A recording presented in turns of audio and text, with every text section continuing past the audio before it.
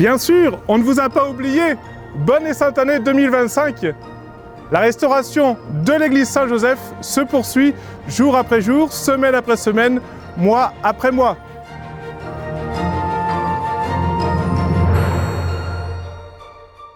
Nous sommes ici dans le bungalow de chantier où tous les plans ont été affichés. Nous voyons différents codes couleurs qui correspondent aux différentes restaurations, interventions qu'il faut faire sur les pierres de l'église. Et ici, le planning du chantier de l'église qui est actuellement parfaitement suivi dans les travaux. Nous sommes à jour et nous espérons ainsi pouvoir tenir la fin du chantier au mois d'août 2025.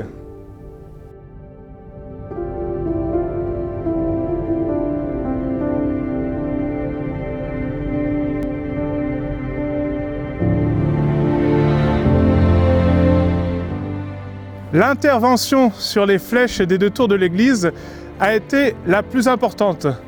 Il a fallu en effet entièrement les descendre parce qu'il fallait changer certains éléments à neuf. Et pour pouvoir les enlever, comme ce sont des blocs de pierre monstrueux, il a fallu déposer l'entièreté des deux flèches.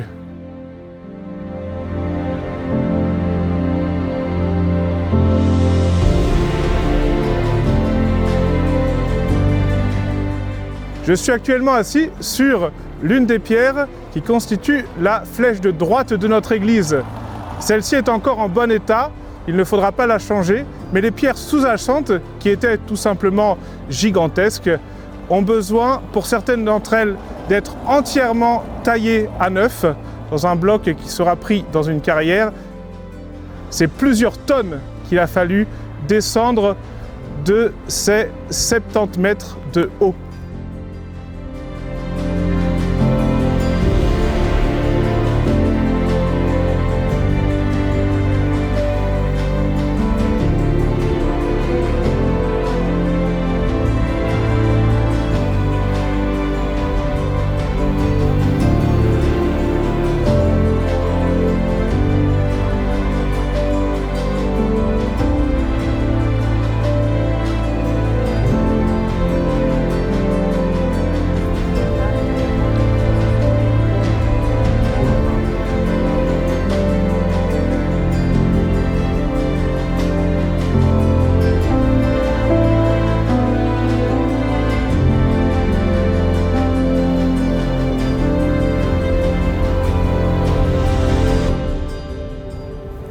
Avec les abbés, nous avons pu voir la beauté restituée de nos statues dans l'atelier du sculpteur le 10 décembre 2024. Et tous les fidèles de l'église Saint-Joseph vont pouvoir à nouveau les admirer quelques semaines dans l'église à partir de la fête patronale de l'église, le 19 mars 2025, avant qu'ils ne remontent à leur place, ici même, pour un père de l'église en tout cas.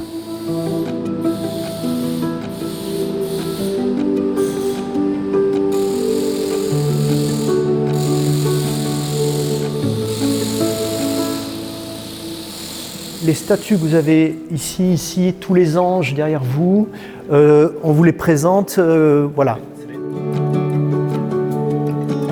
Il est prévu deux couches, hein. Une couche ici, que nous on appelle un peu la patine de lecture, ça nous permet d'avoir une lecture globale des pièces une fois restaurées, et une patine qui sera faite sur place une fois qu'elles seront posées.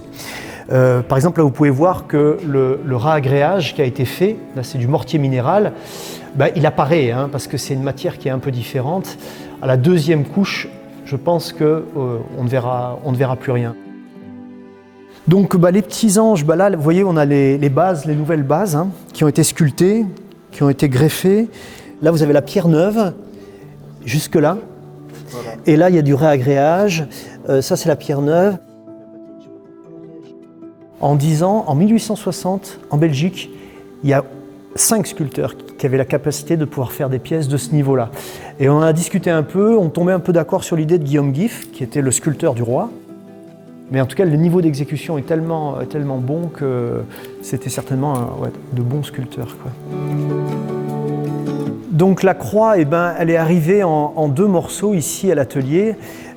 C'est une pièce monolithique qui fait 3,20 m, donc d'une seule pierre. C'est une pièce exceptionnelle. Et elle est arrivée en 2 morceaux Donc elle était cassée par l'axe en métal qui était à l'intérieur.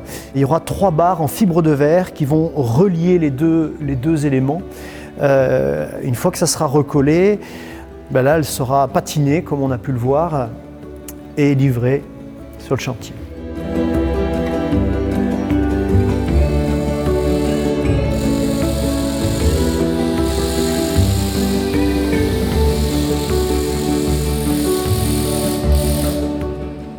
Ce qu'on a commencé à faire, c'est qu'on a déjà commencé à mettre en place 3 points, 2 en bas et 1 en haut, donc sur ma tête et sur le socle. Ces 3 points-là, ils ne changent pas, donc on a repris exactement les mêmes mesures, on a repris les aplombs, les niveaux, etc. Donc comme ça, on a 3 points fixes. Je peux venir prendre le point bleu qui se trouve ici, par exemple. Oh. Je bloque et la profondeur et l'inclinaison du palpeur. Voilà. Et puis je le remets sur le bloc à réaliser. Et puis normalement, voilà, je retombe sur le pan d'eau à la même profondeur, etc. Et ainsi de suite pour 1 point, 2 points, 3 points, 4 points, etc. Non, on va prendre au moins 600-700 points. Et après, c'est comme les dessins pour les enfants, on raccorde les points, hein. Mais au lieu d'être en 2D, on est en 3D. Donc ça, c'est vraiment la technique de mise au point qui est mise en addition avec la technique de numérisation. Donc on a ces 3 techniques, la technique de taille directe, la technique de mise au point, la technique numérique qui a dégrossi la pièce. Là, ce qui est intéressant, c'est de voir que vous avez 2000 ans de techniques qui sont là, quoi.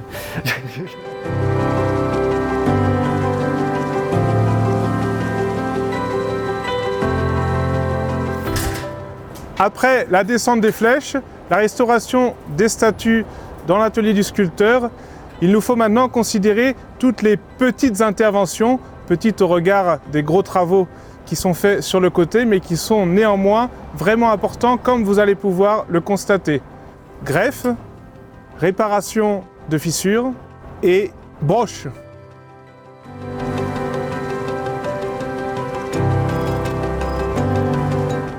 Ce petit rond en pierre que vous voyez est un apport qui a été effectué, car derrière cela se cache un brochage en fibre de verre qui a été ensuite recouvert par ce bouchon de pierre. Les ouvriers prennent une mèche de la dimension voulue, ils percent suivant l'axe désiré, ils introduisent ensuite une colle et dans le trou, ils vont mettre cette fibre de verre. Et après ça, ils vont mettre ce bouchon pour cacher l'intervention qui a été réalisée. Sur les parties saines des pierres qui vont être jetées car trop abîmées, les tailleurs de pierre font un carottage cylindrique qu'ils vont ensuite tronçonner en petits morceaux d'1 cm, 1,5 cm d'épaisseur pour faire les bouchons. Et quand l'église sera entièrement micro-gommée, on ne verra plus la différence que l'on aperçoit actuellement. L'horloge de l'église Saint-Joseph a attiré l'attention de la direction de chantier. Car en effet, en regardant de plus près, nous avons vu qu'il y avait différentes couleurs sur l'horloge elle-même et nous avons été conduits à faire une étude stratigraphique afin de voir quelles étaient les couleurs d'origine de l'horloge au moment de la construction de l'église, de sorte que nous puissions ainsi restituer ces couleurs telles qu'elles étaient voulues par l'architecte à l'origine. Nous voici devant les chapiteaux qui ornent les colonnes des tours de l'église Saint-Joseph. Celle-ci a déjà été en partie nettoyée. Nous voyons au milieu qu'il y a un micro-gommage qui a été effectué, restituant eh bien, à la pierre toute sa splendeur. Malheureusement, nous constatons aussi des parties très noires, très foncées. C'est dû à la colle anti-pigeon qui a été posée il y a des années et qui s'est peu à peu incrustée dans la matière et nous ne pouvons plus les enlever. Mais grâce à Dieu, c'est invisible depuis le sol, car personne n'a accès à cette vue de haut, si ce n'est nous et vous. Si vous regardez bien, il manque ici une grosse pierre avec les motifs en modillon. Elle a été enlevée car elle menaçait de tomber. Elle va être remplacée par une greffe à neuf. Sur la base de ces 2 colonnes, nous pouvons voir différentes interventions qui ont lieu sur ce chantier. Une greffe, ici même. Vous voyez ce morceau qui a été mis sur cette base, sur une profondeur d'une 25 cm plus ou moins. Et ici, une fissure qui a été ouverte et qui va ensuite être rebouché au mortier minéral. Actuellement, ça n'est pas encore rebouché comme vous pouvez le voir. Nous sommes face ici à une fissure importante qui pourrait poser des problèmes structurels et c'est pourquoi nous avons fait 3 brossages à ce niveau-là, une ici en biais, une autre de la même manière en biais et de l'autre côté encore une, ce qui permet de lier les 2 parties de la pierre de part et d'autre de la fissure. Précisément ici va se trouver la base d'une des statues. Sur les 4 coins, ici, il y aura les anges. Chaque mercredi matin, la direction de chantier se réunit pour faire le point sur l'avancement. Les abbés, l'architecte, Urban et l'entrepreneur évidemment. C'est l'occasion de monter à chaque fois sur l'édifice à travers ces milliers de marches d'escalier et de faire de l'athlétisme. C'est toujours très utile. Merci à tous pour votre soutien.